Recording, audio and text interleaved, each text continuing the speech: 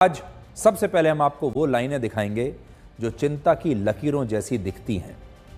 ये लंबी लंबी लाइनें उन लोगों की हैं जो शराब की एक के साथ एक बोतल फ्री लेना चाहते हैं। उत्तर प्रदेश में 31 मार्च को शराब की दुकानों का कॉन्ट्रैक्ट समाप्त हो रहा है, क्योंकि ये फाइनेंशियल ईयर समाप्त हो जाएगा।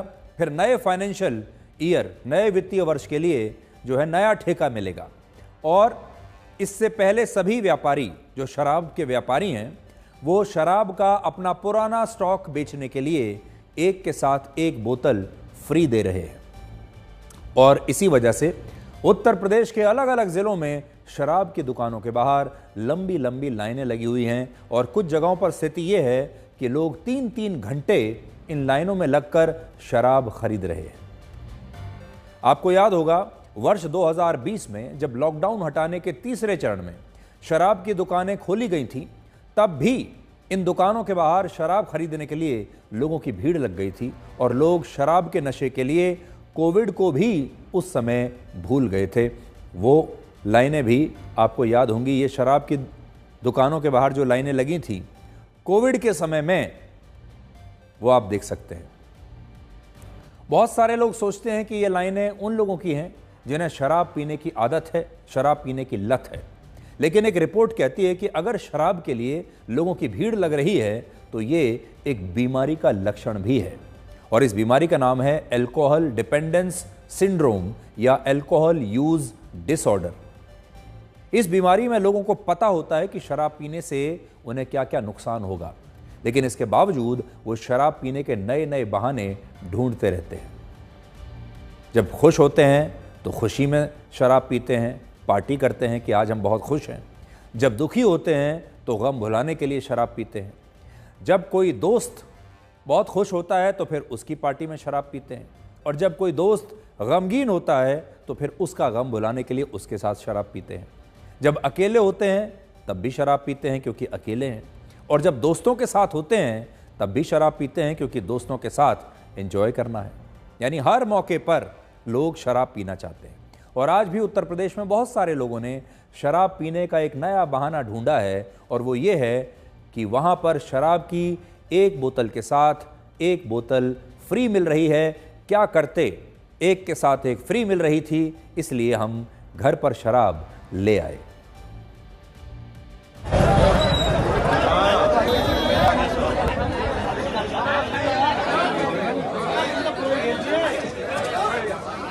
लोग राशन पे कम है, दारू की ठेके पे ज़्यादा है, क्योंकि एक के साथ एक फ्री, एक पेटी के साथ एक पेटी फ्री।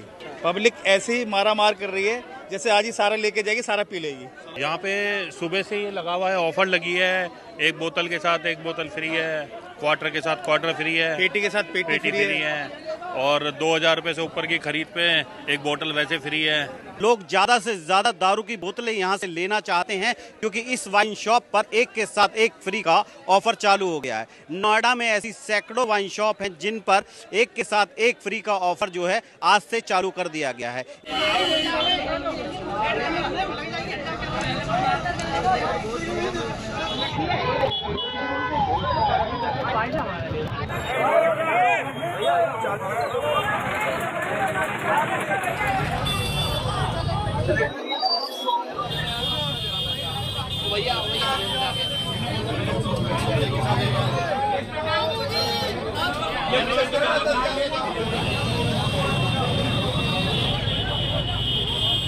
एक बोतल के लो, एक बोतल फ्री मिल ली, पेटी के लो पेटी फ्री मिल ली। अब ना हमें ले ली 3-4 पेटी ले ली तो 6 पेटी 7 पेटी होगी भाई हमारे पास। हमें तो भाई 8 पेटी ली अभी।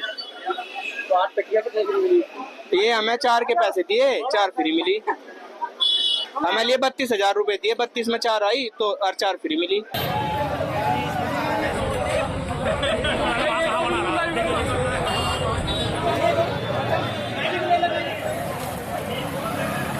एक के साथ एक फ्री, लोग लाइन में लगे हुए जब भी नहीं मिल रही। कितने सारे मॉडल ब्रांड बिक रहे हैं, सब ब्रांड मिल रहे हैं। भीड़ तो समझ लो सुबह से हजूम लगा हुआ है।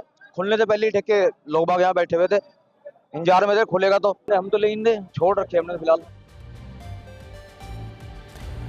शराब के लिए लगी इन लाइनों से आप दो बातें समझ सकते हैं। पहला, लोगों की ये लाइनें जाति, धर्म, गरीबी और बेरोजगारी के सारे बंधनों को तोड़ देती हैं। और आपको इस भीड़ को देखकर कहीं से ऐसा नहीं लगेगा कि इस देश में गरीबी और बेरोजगारी भी एक मुद्दा है, क्योंकि इन लाइनों में गरीब भी हैं, बेरोजगार भी हैं, अगड़ी जाति के लोग भी हैं, पिछड़ी जाति के लोग भी हैं। और दूसरी बात ये कि आपको ऐसे लोग मिल जाएंगे जो ये कहते हैं कि उन्होंने गरीबी की वजह से पढ़ाई छोड़ दी। आपने बहुत सारे लोग ऐसे देखे होंगे जो आपको कहते हैं कि हालात उनके ठीक नहीं थे, घर के गरीबी बहुत ज़्यादा थी, पैसा नहीं था, इसलिए उन्हें अपनी पढ़ाई छोड़नी पड़ी। लेकिन आपको इस देश में एक भी ऐसा व्यक्ति नहीं मिलेगा जो ये कहता हो कि उसने गरीबी के कारण, पैसा ना होने के कारण पान मसाला खाना छोड़ दिया, गुटखा या बीड़ी सिगरेट पीना छोड़ दिया, या फिर शराब पीना छोड़ दिया। अपने आसपास देखिए, आपको ऐसे कितने लोग मिलेंगे जो ये कहेंगे आपसे कि गरीबी बहुत ज़्यादा थी, उनके पास पैसा नहीं था, इसलिए शराब पीना छोड़ दिया। लेकिन ऐसे लोग ज़रूर मिल जाएंगे जो ये कहेंगे कि पैसा नहीं था, गरीबी थी, इसलिए पढ़ना लिखना छोड़ दिया। चीन और अमेरिका के बाद पूरी दुनिया में भारत के लोग हर साल सबसे ज़्यादा 5 लाख करोड़ रुपए की शराब पी जाते हैं, और ये पाकिस्तान के पूरे साल के बजट के बराबर है। नेशनल फैमिली हेल्थ सर्वे के मुताबिक भारत के 18.8% पुरुष और 1.3% महिलाएं नियमित रूप से शराब पीते हैं, जबकि 38% पुरुष और 8.9% महिलाएं नियमित रूप से गुटखा और पान मसाला खाते हैं। हमारे देश में औसतन हर व्यक्ति एक साल में 5.7 लीटर शराब पीता है। हर व्यक्ति औसतन लगभग 5.5 लीटर शराब पीता है, और इस शराब को अब हमारा समाज भी बुरा नहीं मानता। शराब पीना हमारे समाज में बुरा नहीं माना जाता। जन्मदिन की पार्टी से लेकर शादी के समारोह में अब शराब खुलेआम पी जाती है, और यह भी तब होता है जब शराब के कारण हर साल हमारे देश में 16 लाख लोगों की मौत होती है। एक सर्वे के मुताबिक 15.4% पुरुष हर रोज शराब पीते हैं, जबकि 16.9% महिलाएं भी हर रोज शराब पीती हैं। इसके अलावा 43.5% पुरुष हफ्ते में एक बार शराब पीते हैं, जबकि 36.6% महिलाएं भी हफ्ते में एक से कम बार शराब जरूर पीती हैं, लगभग एक बार मान लीजिए। और अब शराब पीने को न्यू नॉर्मल बना दिया गया है। एक ज़माना था जब हमारे परिवारों में जब कोई बड़ा बूढ़ा आ जाता था तो उसके सामने शराब नहीं पी जाती थी। लोग एक दूसरे से छिपाते थे ये बात कि वो शराब पीते हैं। वो कहते थे कि अगर घर के बाकी के बड़े सदस्य आसपास हैं तो वो शराब नहीं पिएंगे। शराब लोग छुप छुप कर पीते थे। कोई पूछता भी था तो सामाजिक रूप से इनकार कर देते थे कि हम शराब पीते हैं। लेकिन अब ऐसा नहीं है। आज से 90 वर्ष पहले, वर्ष 1935 में मशहूर कवि हरिवंश राय बच्चन ने एक कविता लिखी थी जिसका शीर्षक था मधुशाला। और इस कविता के जरिए उन्होंने ये बताने की कोशिश की थी कि कैसे मधुशाला सारे बंधनों को तोड़कर लोगों का मेल कराती है। और इस कविता की कुछ लाइनें इस तरह थीं जो मैं आपको पढ़कर बताता हूं। मुसलमान और हिंदू हैं दो, एक मगर उनका प्याला, एक मगर उनका मदिरालय, एक मगर उनकी हाला, दोनों रहते एक न जब तक मंदिर मस्जिद में जाते, बैर बढ़ाते मंदिर मस्जिद मेल कराती मधुशाला। तो वो ये बताने की कोशिश कर रहे हैं कि मंदिर और मस्जिद तो लोगों में मतभेद पैदा करते हैं, लेकिन जो मधुशाला होती है वो उन लोगों के बीच भी मेल करा देती है। और ये बात बिल्कुल सही है। आज आप इन शराब की दुकानों को मधुशाला मान सकते हैं, क्योंकि यहाँ पर आप देखिए, जो ये लाइन देखेंगे यही तो है मधुशाला। ये आधुनिक समाज की, आधुनिक भारत की मधुशालाएं हैं। और यहाँ पर आप देखिए कैसे ये मधुशालाएं लोगों का मेल करा रही हैं। इसमें हर धर्म के लोग हैं, हर जाति के लोग हैं। यहाँ पर कोई ओबीसी के लिए अलग लाइन नहीं है, दलितों के लिए आरक्षण नहीं है, अगड़े भी उसी लाइन में है, पिछड़े भी उसी लाइन में है, हर धर्म के लोग उसी लाइन में हैं और मिलजुल कर मधुशाला की इस लाइन में खड़े हुए हैं खुशी खुशी। इस लाइन में गरीब भी हैं, इस लाइन में मध्यम वर्ग के लोग भी हैं और अमीर भी हैं, और इस लाइन में बेरोजगार लोग भी हैं जो अपनी बेरोजगारी का गम भुलाने के लिए शायद इस मधुशाला की लाइन में लगे हुए हैं। तो हमारे देश में आज भी जो मधुशाला है वो लोगों का मेल बहुत अच्छे से करवा रही है। अब आप इसका जो चाहे मतलब निकाल सकते हैं। अब मैं आपको एक शब्द बताना चाहता हूँ और ये शब्द है घरेलू हिंसा या डोमेस्टिक वायलेंस। अपनी स्क्रीन पर देखिए, घरेलू हिंसा ये शब्द आपने बहुत सुना होगा। डोमेस्टिक वायलेंस अंग्रेजी में इसका अनुवाद है। आप जब भी इस शब्द को सुनते हैं या पढ़ते हैं तो आपके दिमाग में यही बात आती होगी कि किसी पति ने अपनी पत्नी के साथ घरेलू हिंसा की होगी, उसके साथ मारपीट की होगी।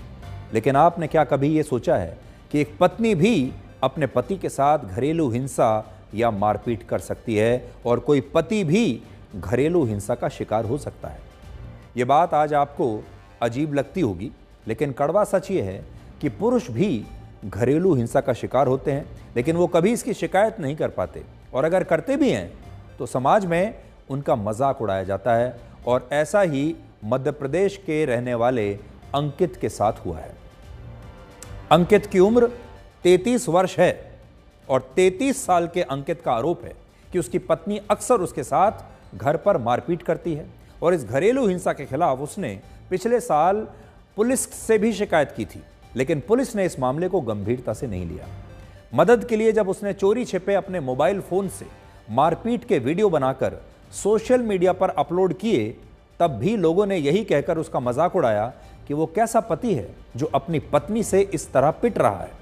लेकिन बाद में ये वीडियो वायरल होने लगे और अब लोग अंकित के लिए इंसाफ मांग रहे हैं और कह रहे हैं कि जब महिलाओं के लिए घरेलू हिंसा के कानून हो सकते हैं तो पुरुषों के लिए भी ऐसे कानून क्यों नहीं हैं? अंकित का आरोप है कि उसकी पत्नी ने उसे धमकी दी है कि अगर उसने अपनी पत्नी को 10 लाख रुपए नहीं दिए तो वो अंकित को और उसके परिवार को झूठे मुकदमे में फंसाकर जेल भेजवा देगी। हालांकि इन आरोपों की कोई पुष्टि हमारे पास नहीं है और इन आरोपों पर हमारी टीम ने अंकित की पत्नी से बात करने की कोशिश की, लेकिन अब तक हमें उसकी तरफ से कोई जवाब नहीं मिला है। अगर पत्नी की तरफ से कोई स्पष्टीकरण आता तो वो हम आप तक ज़रूर रखते। अंकित का आरोप तो हमारे पास है, वीडियो हमारे पास है, लेकिन पत्नी का क्या पक्ष है ये हम आपको अभी नहीं बता पाएंगे क्योंकि पक्ष उन्होंने रखा नहीं। और हम ये ज़रूर चाहेंगे कि पत्नी भी इस घटना पर अपना पक्ष ज़रूर रखें, क्योंकि असली जो मुद्दा है, क्या कारण है इस मारपीट का, घरेलू हिंसा का, वो तभी पता चलेगा। भारत में किसी पुरुष के साथ घरेलू हिंसा की ये पहली घटना नहीं है। वर्ष 2022 में राजस्थान में भी एक व्यक्ति ने अदालत में याचिका दायर करके ये कहा था कि वो अपनी पत्नी के साथ खुद को असुरक्षित महसूस करता है और इसी वजह से अदालत को उसकी सुरक्षा सुनिश्चित करनी चाहिए। सोचिए, पति अपनी पत्नी से सुरक्षा मांग रहा है। ये व्यक्ति अलवर जिले के एक स्कूल का प्रिंसिपल था और एक सीसीटीवी वीडियो में उसकी पत्नी इस व्यक्ति को क्रिकेट के बैट से मारती हुई दिख रही थी। ये वीडियो आप देख लीजिए। यहाँ एक चिंताजनक बात यह है कि जब घर में ये घरेलू हिंसा हो रही है माता और पिता के बीच, तो जो छोटा बच्चा है वो ये सब होते हुए देख रहा है। आप इस वीडियो में भी देख सकते हैं कि जो छोटा बच्चा है, सब कुछ उस छोटे बच्चे के सामने ये माता पिता दोनों एक दूसरे के साथ कर रहे हैं। अब आप अंदाज़ा लगाइए, हमारे घर में न जाने कितने ऐसे परिवार होंगे जहाँ छोटे छोटे बच्चों के सामने जो पति पत्नी हैं वो लड़ाई झगड़ा करते हैं, घरेलू हिंसा करते हैं, एक दूसरे का अपमान करते हैं, एक दूसरे के प्रति खराब भाषा का प्रयोग करते हैं। और इन छोटे बच्चों पर इस सारी घटना का क्या असर पड़ता होगा, इसका अंदाज़ा भी शायद अभी आप नहीं लगा सकते। इसी तरह वर्ष 2023 में पुणे में एक महिला ने दुबई न ले जाने पर अपने पति के साथ मारपीट की और इस घरेलू हिंसा में उसके पति की मौत हो गई थी। वजह सिर्फ इतनी थी कि ये महिला अपने पति से ये मांग कर रही थी कि वो उसे वेकेशन पर छुट्टियों में दुबई लेकर जाए। जब पति दुबई नहीं लेकर गया तो घरेलू हिंसा हुई और उसके बाद इस लड़के की, जिसकी उम्र 36 वर्ष थी, निखिल की मौत हो गई। भारत में पुरुषों के साथ होने वाली इस घरेलू हिंसा पर ज़्यादातर लोग विश्वास नहीं करते, लेकिन अब आपने देखा होगा हाल ही के कुछ वर्षों में लगातार वीडियोस जो हैं, सीसीटीवी के वीडियो हैं, मोबाइल फ़ोन से बनाए गए वीडियो हैं, ये लगातार बाहर आ रहे हैं। और इससे आपको हमारे समाज की वो तस्वीरें दिखाई दे रही हैं जो बहुत दुखद हैं, बहुत चिंताजनक हैं। और आपको ये समझ में आएगा कि हमारे समाज में, हमारे देश में घरों की चार दीवारी के अंदर क्या हो रहा है, कैसे हमारे परिवार टूट रहे हैं, कैसे पति पत्नी के जो रिश्ते हैं वो हिंसक होते जा रहे हैं। और हमारे समाज में अब भी यही कहा जाता है कि पुरुष पीड़ित नहीं हो सकता, पीड़ित तो पत्नी ही होगी। ये बात सही है कि आज भी हमारे देश में महिलाओं के साथ घरेलू हिंसा की घटनाएं बहुत ज़्यादा होती हैं जो बिल्कुल नहीं होनी चाहिए, रुक जानी चाहिए। लेकिन यह भी सच है कि भारत में पुरुषों के साथ होने वाली घरेलू हिंसा की घटनाओं को आज भी अहमियत नहीं दी जा रही। और हमारे समाज में ये धारणा है कि पुरुष कभी भी घरेलू हिंसा का शिकार नहीं हो सकते क्योंकि वो बहुत मजबूत होते हैं शारीरिक दृष्टि से। कोई भी पुरुष किसी रिश्ते में पीड़ित नहीं हो सकता, लोग ऐसा मानते हैं। और हमारे देश के जो पुरुष हैं उन्हें भी बचपन से यही बताया जाता है कि मर्द को दर्द नहीं होता, पुरुषों को रोना नहीं चाहिए, पुरुष रोते हुए अच्छे नहीं लगते। और जो पुरुष अपनी पत्नी से पिट रहा है उसका समाज में मजाक उड़ाया जाता है और कहा जाता है कि वो कमज़ोर है और वो कायर है। अगर आप आंकड़े देखेंगे हाल ही में तो ये आंकड़े आपको बताते हैं कि मर्द के दर्द के पीछे की जो कहानी है वो कुछ अलग ही है। ये आपको आंकड़े बताएंगे कि मर्द को भी दर्द होता है, मर्द भी रो रहा है, मर्द भी कमज़ोर हो सकता है। नेशनल फैमिली हेल्थ सर्वे ने जब हमारे देश की 18 से 49 वर्ष की शादीशुदा महिलाओं से यह सवाल पूछा कि क्या वो अपने पति के साथ हिंसा करती हैं, तो इनमें से 4% महिलाओं ने खुद इस बात को स्वीकार किया कि उन्होंने कई बार अपने पतियों के साथ मारपीट की है। और यहाँ बड़ी बात यह है कि यह सर्वे महिलाओं से पूछे गए सवालों पर ही आधारित था। एक और रिपोर्ट ये बताती है कि वर्ष 2005 में हर 1000 शादीशुदा पुरुषों में से कम 7 पुरुषों के साथ घरेलू हिंसा की घटनाएं होती थी। लेकिन बढ़ते बढ़ते 2015 में यह आंकड़ा 29 पुरुषों तक पहुंच गया। आप देख लीजिए और सोचिए 10 साल के बाद अब 2025 में तो ये आंकड़ा और ज़्यादा बढ़ गया होगा। ये जो मैं आंकड़ा आपको बता रहा हूं ये तो 2015 का है। अब 2025 के नए आंकड़े आए नहीं हैं, जब आएंगे तो आप देखिएगा कि इससे कहीं ज़्यादा संख्या बढ़ चुकी होगी ऐसे पुरुषों की जो घरेलू हिंसा का शिकार है। पूरी दुनिया के 405 करोड़ पुरुषों में से 75 करोड़ पुरुष हमारे देश भारत में रहते हैं। लेकिन दुख की बात यह है कि भारत में पुरुषों के साथ होने वाली इस घरेलू हिंसा को हमारा कानून भी हिंसा नहीं मानता। आज भी हमारे देश में महिलाओं के खिलाफ घरेलू हिंसा को रोकने के लिए बहुत कड़े कानून हैं, जिनमें से एक कानून का नाम है protection of women from domestic violence act 2005। लेकिन पुरुषों को घरेलू हिंसा से बचाने के लिए कोई भी कारगर कानून नहीं है। भारत के ज्यादातर लोग मानते हैं कि पुरुष कभी भी घरेलू हिंसा का शिकार हो ही नहीं सकते, जबकि दुनिया में बहुत सारे देश ऐसे हैं जहां पुरुषों के खिलाफ होने वाली घरेलू हिंसा को गंभीर मुद्दा माना गया है। ब्रिटेन में 40%, अमेरिका में 30%, कनाडा में 25%, फिनलैंड में 24%, ऑस्ट्रेलिया में 23%, जर्मनी में 22%, फ्रांस में 18% और स्पेन में 15% पुरुषों के खिलाफ उनकी पार्टनर घरेलू हिंसा या मारपीट करती हैं। और इन सभी देशों में पुरुषों के लिए घरेलू हिंसा के कानून मौजूद हैं। लेकिन भारत में ना तो सरकारें इसे एक बड़ी समस्या मान रही हैं और ना ही हमारा समाज इस कड़वी सच्चाई को अभी स्वीकार करने की स्थिति में है। एक सर्वे में अपनी पहचान छिपाने की शर्त पर 51% पुरुषों ने यह माना था कि उनकी पार्टनर ने उनके साथ कम से कम एक बार मारपीट जरूर की है। लेकिन इसके बावजूद वो इसके बारे में कभी किसी को कुछ बता नहीं पाए। उन्होंने इस बात को छुपा लिया क्योंकि उन्हें समाज में अपनी बदनामी का डर था, या उन्हें यह डर था कि जब वो आगे जाकर किसी को बताएंगे तो समाज उनका मजाक उड़ाएगा। जब किसी महिला के साथ घरेलू हिंसा की घटना होती है तो हमारा समाज उसके साथ सहानुभूति जताता है और हिंसा के लिए उसे दोष नहीं देता।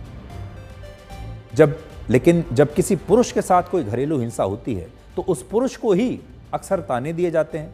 कहा जाता है कि वो असली मर्द नहीं है, वो अपनी पत्नी से डरता है, या बहुत सारे लोग ये भी सोचते हैं कि ज़रूर इस पुरुष ने ही कुछ ऐसा किया होगा जिसकी वजह से इसकी पार्टनर या इसकी पत्नी इसकी पिटाई कर रही है। वर्ष 2023 में international institute for population sciences ने एक सर्वे किया, जिससे पता चला कि जो महिलाएं पढ़ी लिखी हैं, जिनके पास स्मार्टफोन है, जिनके घर में टीवी है और जो महिलाएं नौकरी करती हैं, ऐसी महिलाएं अपने पति के साथ ज़्यादा घरेलू हिंसा करती हैं। और जो पुरुष शादी के बाद अपने परिवार से अलग हो जाते हैं और न्यूक्लियर फैमिली में रहते हैं, ऐसे पुरुषों के साथ उनकी पत्नियां ज़्यादा मारपीट करती हैं। ये हम नहीं कह रहे हैं, ये इस सर्वे की रिपोर्ट है, ये बात आप याद रखिएगा। जॉइंट फैमिली में रहने वाले हर 1000 पुरुषों में से 28 पुरुषों के साथ उनकी पत्नियां मारपीट करती हैं, जबकि न्यूक्लियर फैमिली में रहने वाले हर 1000 पुरुषों में से 32 पुरुषों के साथ उनकी पत्नियां मारपीट करती हैं। तो इससे यह पता चलता है कि जो पति पत्नी अलग होते हैं अपने परिवार से, जो जॉइंट फैमिली में नहीं रह रहे हैं, वहां पर पुरुषों के खिलाफ ज्यादा घरेलू हिंसा होती है। सबसे बड़ी बात यह है कि घरेलू हिंसा की घटनाएं ऐसे पुरुषों के साथ ज्यादा हो रही हैं जो साधारण परिवारों से आते हैं। ऐसे पुरुषों पर अपनी पत्नियों को नया फोन दिलवाने का दबाव होता है, नए कपड़े, नई साड़ी या कोई नया गिफ्ट, या फिर छुट्टियों पर, वेकेशन पर किसी जगह ले जाने का दबाव होता है। और जब वो इन उम्मीदों को पूरा नहीं कर पाते, तब उनका हर रोज अपमान किया जाता है और उन्हें भी अपनी आर्थिक स्थिति के कारण इस अपमान के घूंट को हर क्षण पीना पड़ता है, क्योंकि उनकी आर्थिक स्थिति ऐसी नहीं है कि वो अपनी पत्नी की सारी डिमांड्स को पूरा कर सके। हम ये नहीं कह रहे कि सारी महिलाएं गलत होती हैं या सारे पुरुष सही ही होते हैं, ये कहना तो बहुत मुश्किल है और ये ऐसा है भी नहीं।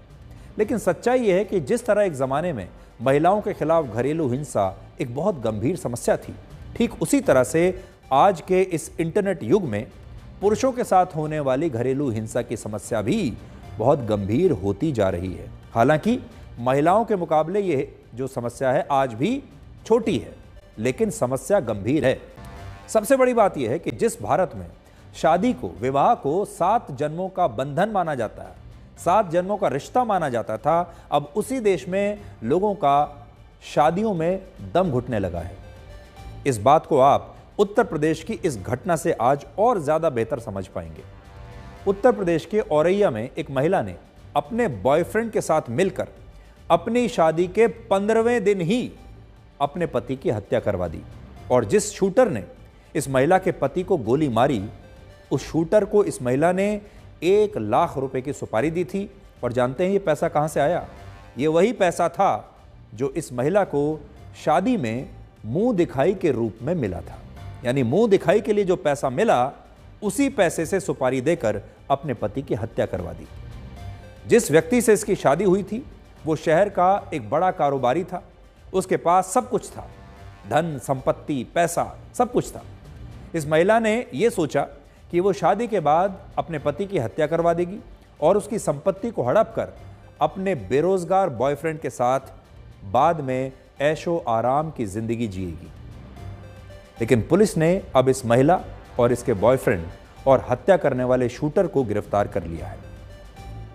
अगर आप ध्यान देंगे तो अभी पिछले हफ्ते ही मेरठ में भी एक ऐसी ही घटना हुई थी, जिसमें मुस्कान रस्तोगी नाम की एक महिला ने अपने बॉयफ्रेंड के साथ मिलकर अपने ही पति की हत्या की और उसके शव को टुकड़े टुकड़े करके एक ड्रम में सीमेंट के साथ जमा दिया था। ये सारी घटनाएं बताती हैं कि अब पुरुष भी किसी रिश्ते में उतने ही असुरक्षित हैं जितनी महिलाएं हैं। और अब रिश्तों में प्यार, समर्पण, सम्मान और विश्वास का मतलब धीरे धीरे खत्म होता जा रहा है और इन सब की जगह धोखे और फरेब ने ले ली है। सारी लोकेशन पुलिस बता रही है, लड़की ने दी कि अब भाई मेरा वहाँ से निकल रहा है और इस जगह पे तो वो पीछे से मोटरसाइकिल लगाए हुए थे। बहुत गलत किया है। तो क्या लगता है आपको? हमारी तरफ से मांग ये है कि दोनों को फांसी दी जाए।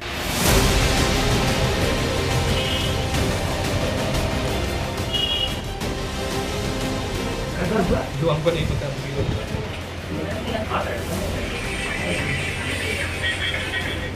प्रगति यादव द्वारा अपना प्रेमी अनुराग यादव को ये बताया था कि काफ़ी अमीर है दिलीप, और अगर उनको हमारा रास्ता से हटाएंगे तो हम लोगों को बहुत अच्छा तरीके से साथ में जीवन जी सकता है। इसी के तहत आगे चलते हुए प्रगति यादव द्वारा अनुराग को 1 लाख रुपए भी दिया हुआ था, और अनुराग यादव ने अपना हत्या, दिलीप यादव का हत्या करने के लिए एक टीम जोड़ दिया, जिसमें रामजी नागर मुख्य सरगना रहा है, और उनको 2 लाख में बात भी किया था, और 1 लाख रुपए जो प्रगति ने उनको दिया वो भी उनको पकड़वा दिया।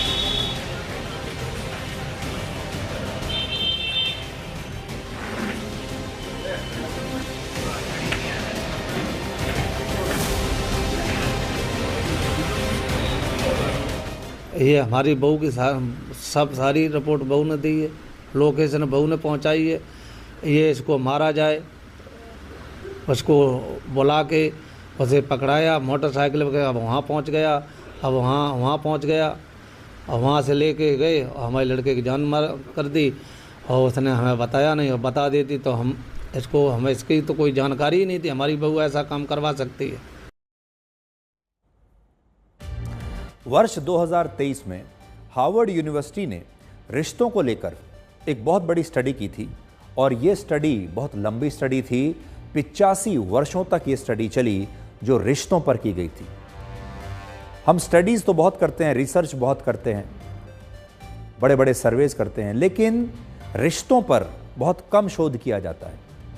रिश्तों पर हुए इस शोध में, इस स्टडी में ये बताया गया कि जिन लोगों के रिश्तों में लगाव की जगह तनाव होता है, उन लोगों की समय से पहले मृत्यु हो जाती है। वो लोग ज़्यादा दिन तक जिंदा नहीं रहते जिनके रिश्तों में तनाव है, जबकि जिन लोगों के रिश्तों में लगाव और प्यार होता है और घुटन नहीं होती, वो लोग लंबा जीते हैं, खुश रहते हैं और स्वस्थ रहते हैं। अब सोचिए, अगर हमारे देश के लोगों के रिश्तों में घुटन बढ़ रही है, तनाव बढ़ रहा है, गुस्सा बढ़ रहा है, असहनशीलता बढ़ रही है, तो लोगों का व्यवहार आक्रामक क्यों नहीं होगा और उन्हें हर वक्त इसी प्रकार से गुस्सा क्यों नहीं आएगा।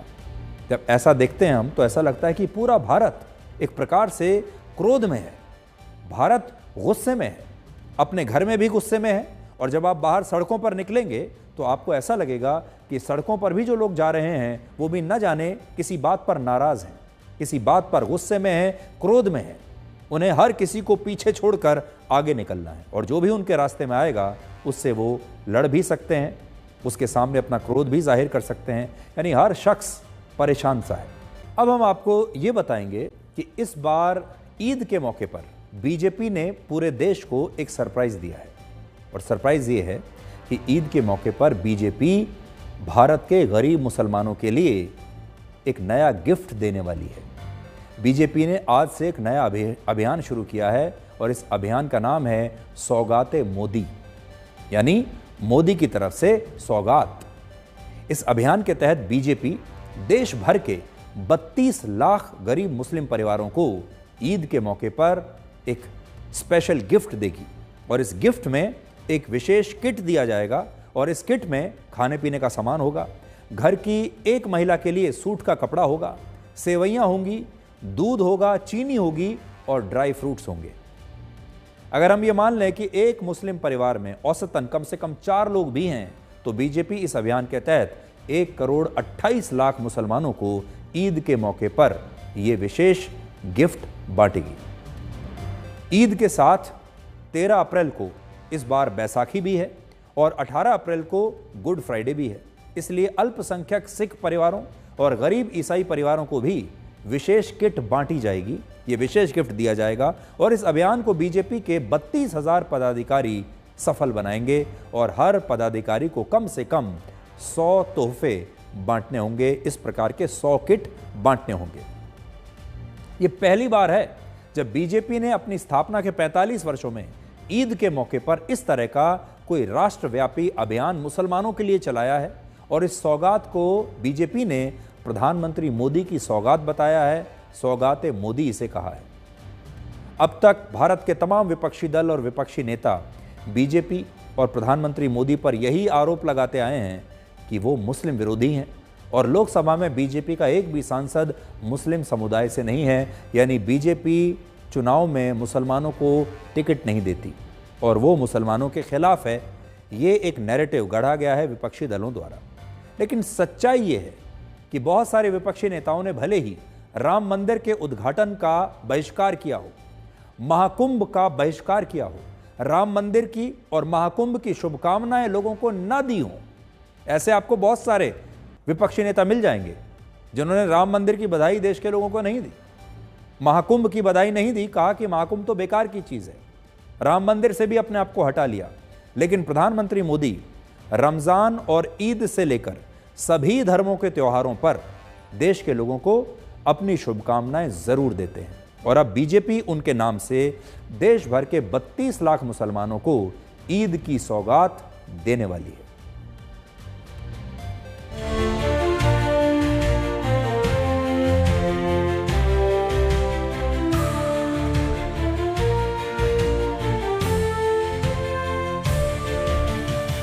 ईद के सामान है, ईस्टर के सामान है और उसमें हमारी जो बहन है उसके लिए हमने ईद का कपड़ा रखा हुआ है और इस माध्यम से हम लोगों तक पहुंचकर उनकी खुशियों में शामिल हो। जो प्रधानमंत्री हमारे सिर्फ प्रधानमंत्री नहीं है, 140 करोड़ भारतीयों के पालक भी हैं, तो पालक का आशीर्वाद भी उन तक पहुंचे।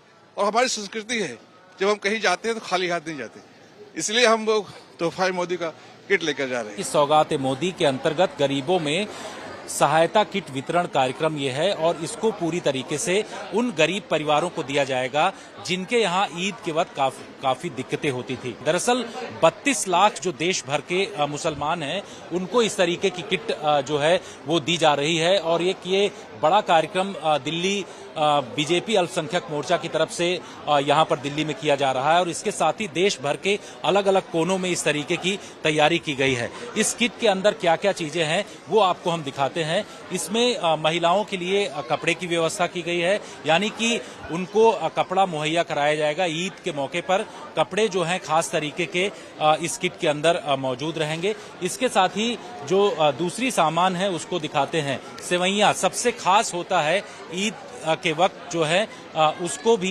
इसमें मुहैया कराया जा रहा है इस किट के अंतर्गत। तो ये ऐसी एक जो किट तैयार की गई है मोदी सरकार की तरफ से और बीजेपी ने इसको पूरी तरीके से इसको बांटने के लिए व्यवस्था अलग अलग स्थानों पर कर रही है। हमारा तो पहला से भी मिला है, मोदी जी की तरफ से तो हमारा बहुत कुछ अच्छा मिला। हाँ, हमारा तीसरी साल रमजान में भी मेरे मोदी जी ने 12,000 रुपया दिया, घर भी दिया। मेरा तो यहाँ का ही ग्रुप है। ठीक है, बहुत शुक्रिया है, उनकी शुक्रिया अदा करती हूँ। आगे भी ऐसा काम करके आया हमारा के लिए। तमाम जो देश भर के जो मुस्लिम परिवार हैं उनको इस बात को लेकर के काफी खुशी हो रही है। दिल्ली से कैमरामैन नासिर के साथ जितेंद्र सिंह, आज तक। अब देखिए, बीजेपी ये अभियान गरीब मुस्लिम परिवारों के लिए चला रही है और इन्हें पसमानदा मुसलमान कहा जाता है और प्रधानमंत्री मोदी ने लगातार पसमानदा मुसलमानों को बीजेपी से जोड़ने की कोशिश की है। इससे पहले भी पसमानदा का अर्थ होता है पिछड़े हुए मुसलमान और ये वो मुसलमान होते हैं जिनके पूर्वज आज से सैकड़ों वर्ष पहले दलित और पिछड़े हिंदू परिवारों से थे, लेकिन बाद में जाति व्यवस्था के कारण ये मुसलमान बन गए या और अलग अलग कारणों से इन्होंने मुस्लिम धर्म को यानी इस्लाम धर्म को अपना लिया, मुसलमान बन गए और अब इन्हें पसमानदा मुसलमान कहा जाता है। कई रिपोर्ट्स में यह बताया गया है कि भारत के मुसलमानों की आबादी में पसमानदा मुसलमान 80% तक हो सकते हैं और इनके साथ आज भी बहुत भेदभाव होता है क्योंकि ये गरीब हैं और पिछड़े हुए हैं और इसी के कारण प्रधानमंत्री मोदी ने इन्हें हर बार अपने साथ जोड़ने की कोशिश की है और इसका कुछ असर हुआ भी है। आज देश के जिन 65 लोकसभा क्षेत्रों में मुसलमानों की आबादी 25% से ज्यादा है, उनमें से 20 सीटों पर बीजेपी के सांसद हैं और इससे यह पता चलता है कि प्रधानमंत्री मोदी की नीतियों के कारण कुछ मुसलमान हो सकता है कि बीजेपी के साथ आए हों, कुछ, मुट्ठी भर, बहुत कम। हालांकि यहां बीजेपी की मुश्किल यह है कि जब वो ईद पर देश के गरीब मुसलमानों को सेवैयां बांट रही है, तब दिल्ली में उसी के कुछ विधायक और सांसद अपने अपने क्षेत्रों में जाकर नवरात्रि के दौरान मीट की दुकानें बंद करने की मांग कर रहे हैं। इस बार शारदीय नवरात्रि की शुरुआत 30 मार्च से हो रही है और ईद इसके अगले दिन 31 मार्च को है। इसलिए दिल्ली में बीजेपी के विधायक और सांसदों की ये मांग है कि नवरात्रि के दौरान मुसलमानों को मीट की दुकानें बंद रखनी चाहिए और हिंदुओं की भावनाओं का सम्मान करना चाहिए।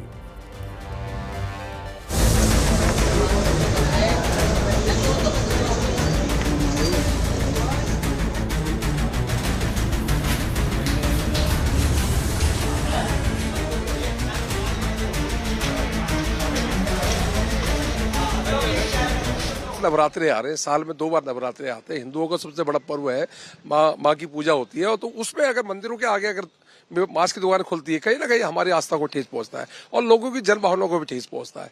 इसलिए इस बार मैं डीएम साहब को पत्र दे रहा हूँ, मैं डीसी साहब को पत्र दे रहा हूँ, कमिश्नर एमसीडी को पत्र दे रहा हूँ कि नवरात्रों में दुकानें बंद रहें। और निवेदन कर रहा हूँ क्योंकि कहीं ना कहीं मंदिरों के आगे जब दुकान खुलती है मांस की, तो हिंदू आस्था को फर्क तो पड़ता ही है। मीट की दुकानें बंद होनी चाहिए। नवरात्रा हिंदुओं का एक पवित्र त्योहार है। 9 दिन तक उपवास रखते हैं, पूजा अर्चना करते हैं, अन्न ग्रहण नहीं करते और ऐसे में मीट की दुकानें सजी हो तो वो दुकानें बिल्कुल बंद होनी चाहिए। और जिस उनकी भी 2 ईद आती है, एक मीठी ईद आती है, एक उनकी ईद आती है बकरा ईद आती है। जब बकरा ईद पे वो सेवन करते हैं बकरे का और मीठी ईद में मिठाइयाँ करते हैं, तो ये त्योहार भी हमारा मिठाई का त्योहार है। इस त्योहार के ऊपर, इस त्योहार की गरिमा को बनाए रखने के लिए दिल्ली में मीट की दुकानें नवरात्रों में बंद होनी चाहिए। मंगलवार को भी बंद होनी चाहिए। देखो, एक छुट्टी पूरी दिल्ली में सभी दुकानों के लिए है। अगर वो मंगलवार को करना चाहिए तो मंगलवार को करे। हमने ये नहीं कहा कि मीट की दुकानें, मटन की दुकानें बंद कर दीजिए।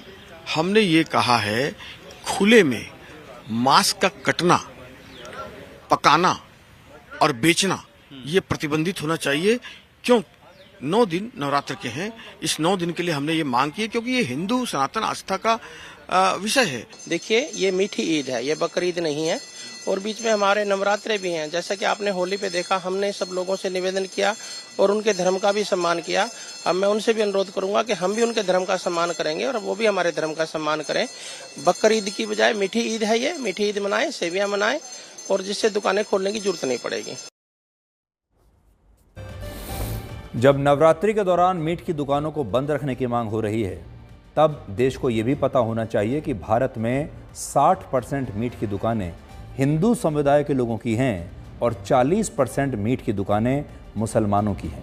आपको याद होगा कि इसी महीने की 14 तारीख को होली भी थी और जुम्मे की नमाज भी थी, जिसकी वजह से देश में उस दिन हाई अलर्ट जारी करना पड़ा था।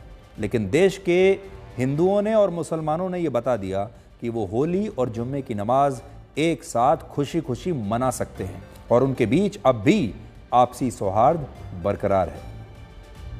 लेकिन अब एक और चुनौती आ रही है और वो भी बहुत जल्द, क्योंकि फिर से देश के हिंदू और मुसलमानों के सामने ये चुनौती है, जिसमें 30 मार्च से नवरात्रि शुरू हो रही हैं और 31 मार्च को ईद का त्यौहार है।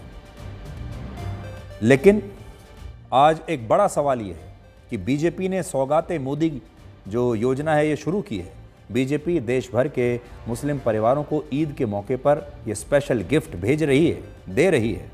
लेकिन सौगाते मोदी के बाद क्या मुस्लिम देश के बीजेपी को वोट देंगे? क्या इस सौगात के बाद भी देश का मुसलमान बीजेपी के साथ कोई रिश्ता रखेगा? क्योंकि हमेशा याद रखिए कि जो विपक्षी नेता हैं वो हर बार और आगे भी हमारे देश के मुसलमानों के दिमाग में एक ही मुद्दा भरते रहेंगे और वो है असुरक्षा। और वो बार बार ये कहते रहेंगे कि जब तक बीजेपी की सरकार है देश के मुसलमान असुरक्षित हैं।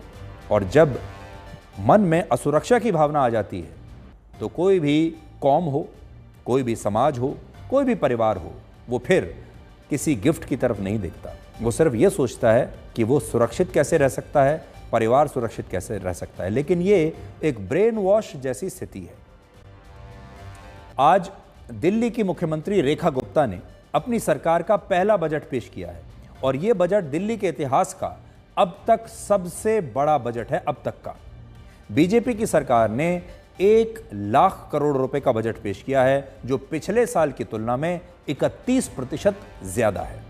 इस बजट में सबसे बड़ा ऐलान यह हुआ है कि अप्रैल से दिल्ली में महिलाओं को हर महीने 2,500 रुपए देने के लिए पंजीकरण शुरू हो जाएगा। तो दिल्ली के महिलाओं के लिए खुशखबरी यह है कि अगले महीने से 2,500 रुपए प्रति महीना मिलने वाली योजना के लिए महिलाओं का रजिस्ट्रेशन शुरू हो जाएगा।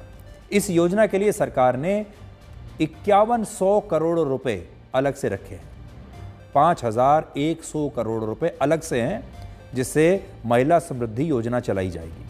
इसका मतलब यह है कि दिल्ली में 72 लाख महिला वोटर्स में से 17 लाख महिलाओं को सरकार हर महीने 2500 रुपए देगी। ये 17 लाख महिलाएं वो होंगी जो गरीबी रेखा से नीचे हैं और जिनके परिवार की सालाना आमदनी 3 लाख रुपए से कम है। तो अभी आप देख लीजिए, अगर आपके परिवार की सालाना आमदनी 3 लाख रुपए से कम है तब आपको ये पैसा मिलेगा। अगर 3 लाख रुपए से ज़्यादा है तब आपको ये पैसा नहीं मिलेगा। तो बहुत सारी महिलाएं ऐसी हैं या बहुत सारे लोगों को ये गलतफहमी है कि हर महिला को मिलेगा, ऐसा नहीं है। इसके अलावा इसी बजट में सरकार ने गर्भवती महिलाओं को 21,000 रुपए देने के चुनावी वादे को पूरा करने के लिए 210 करोड़ रुपए अलग से रखे हैं।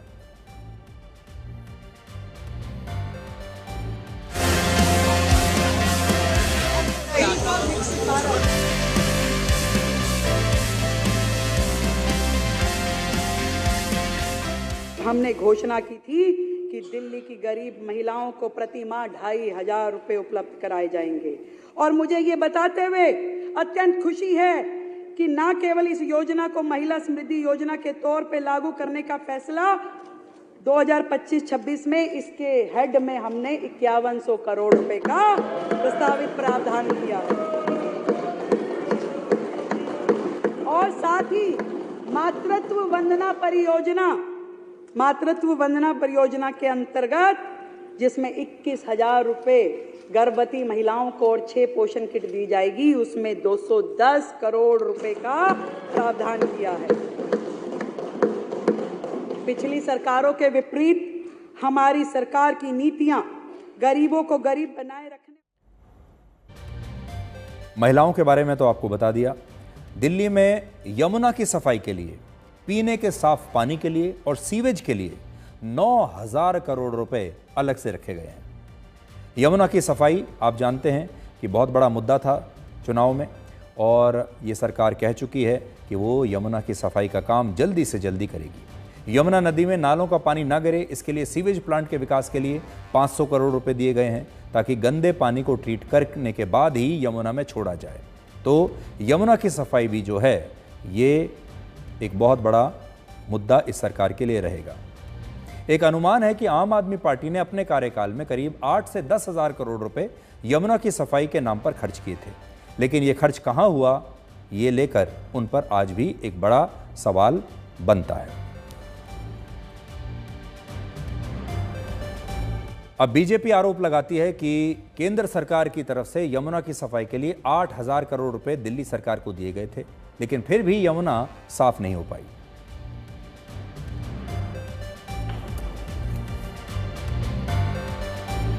इसके अलावा दिल्ली के बजट में झुग्गी बस्तियों के विकास के लिए 696 करोड़ रुपए रखे गए हैं और इसकी मदद से झुग्गी बस्तियों में साफ सफाई और शौचालय जैसी मूलभूत सुविधाएं अब सरकार देगी। और इस दौरान मुख्यमंत्री रेखा गुप्ता ने आम आदमी पार्टी को भी निशाने पर लिया और उनका कहना था कि पहले की सरकारें बजट देती थीं, लेकिन झुग्गी बस्तियों पर उन्होंने कोई पैसा खर्च नहीं किया। और जिंदगी जीने की 3 बेहतरीन सलाह: सोचो मत, शुरुआत करो, वादा मत करो, साबित करो, और बताओ मत बल्कि करके दिखाओ।